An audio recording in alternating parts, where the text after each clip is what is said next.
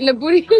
நான் எப்படி இந்த நிலைமையில நிற்கிறேன்ட்டு இந்த வீடியோவில் ஃபுல்லாக சொல்கிறேன். இது எபிசோட் 41 அண்ட் நான் மலேசியாவில் சாப்பிட்ட முதல் இடம். ரெஸ்டாரண்ட்குள்ளே போன உடனே ஃப்ரீ சாக்லேட்டுன்னு சொல்லிட்டானுங்க. எடுத்து சாக்லேட் எடுத்து பாக்கெட்டில் போட்டு நேராக போய் உட்காந்தா பெண்ணை கொடுத்து உனக்கு என்ன வேணுமோ நீ மார்க் பண்ணி என்கிட்ட கொடுன்னு சொல்கிறானுங்க. அப்படியே மார்க் பண்ணி கொடுத்தது கொஞ்சம் நேரம் வெயிட் பண்ணிருக்க டைமில் ஃபுட்டு வந்துருச்சு. சூப்பரான ஒரு ஃபுட்டு அண்ட் நூடுல்ஸாக நம்ம ஆர்டர் பண்ணி என்ன ரிஸ்க் எடுக்க முடியாது, எது எப்படி இருக்கும்னு தெரியல. சாப்பிட்டு முடிச்ச கையோட எங்கே போகலான்னு டிசைட் பண்ணிட்டு இருந்தோம். அதை டிசைட் பண்ணிட்டு வெளில போய் அங்கே ஃபோட்டோ எடுக்கலான்னு பார்த்தா எங்கேருந்தோ ஒரு அக்கா வந்து 10 காஸ்டியூமை கொடுத்து இதை போட்டு ஃபோட்டோ எடுங்கடான்னு சொல்லிட்டாங்க. அவள் தான் சொல்லவா வேணும், போட்டு ஒரு அலப்புற பண்ணிட்டாங்க. இதெல்லாம் நமக்கு வேணாம், நம்ம உண்டு வேலை உண்டுன்னு போய் ஓரமாக உட்காந்து தான் உட்காந்தேன். ஆனால் அந்த ஃபோட்டோ எடுக்கலான்ற டீலிங் எனக்கு ரொம்ப பிடிச்சிருச்சு. நம்ம ட்ரெஸ் ஏதோ ஒரு ராஜா ட்ரெஸ் போல அப்படியே போட்டுட்டு அங்கே பக்கத்தில் ஒரு சேர் இருந்துச்சு, போய் அப்படியே ராஜா பகூத் மாதிரி உட்காந்துருந்தேன். சரி இங்கே இருந்த டைம் எல்லாம் போயிடும், அடுத்த வேலைக்கு கிளம்புவோன்னு சொல்லிட்டு அங்கேருந்து நேராக கிளம்பி வெளில வந்தால் ஒரு ஃபெராரி நிற்கிது. இது வரைக்கும் நான் ரெண்டு ஃபெராரி தான் பார்த்துருக்கேன், இதுதான் ரெண்டாவது. அங்கேருந்து கிளம்பி வீட்டுக்கு போகிற வழியில் பார்த்தா ஒரு சூப்பர் மார்க்கெட் இருந்துச்சு. ஏசிக்கு ஃபேன் இருக்கு, ஏசியும் ஃபேனும் தனித்தனியாக இருக்கும். ஆனால் ஏசியில் ஃபேன் இப்போ தான் பார்க்குறேன். அப்படியே அந்த சூப்பர் மார்க்கெட்டை சுற்றி பார்த்துட்டு இருக்கிற சிப்ஸ் அது வாங்கலான்னு பார்த்தா ரொம்ப ரேட் ஆச்சு. அப்படியே வச்சுட்டு கிளம்பிட்டு அந்த இடம். சரி இப்போ பெனாங்ல ஃபர்ஸ்ட் போற இருக்க இடம் வந்து ஆர்மேனியன் ஸ்ட்ரீட். இங்க வந்து வால் ஆர்ட் எல்லாமே நிறைய இருக்கும். அந்த இடமே ரொம்ப எஸ்தட்டிக்கா இருக்கும்.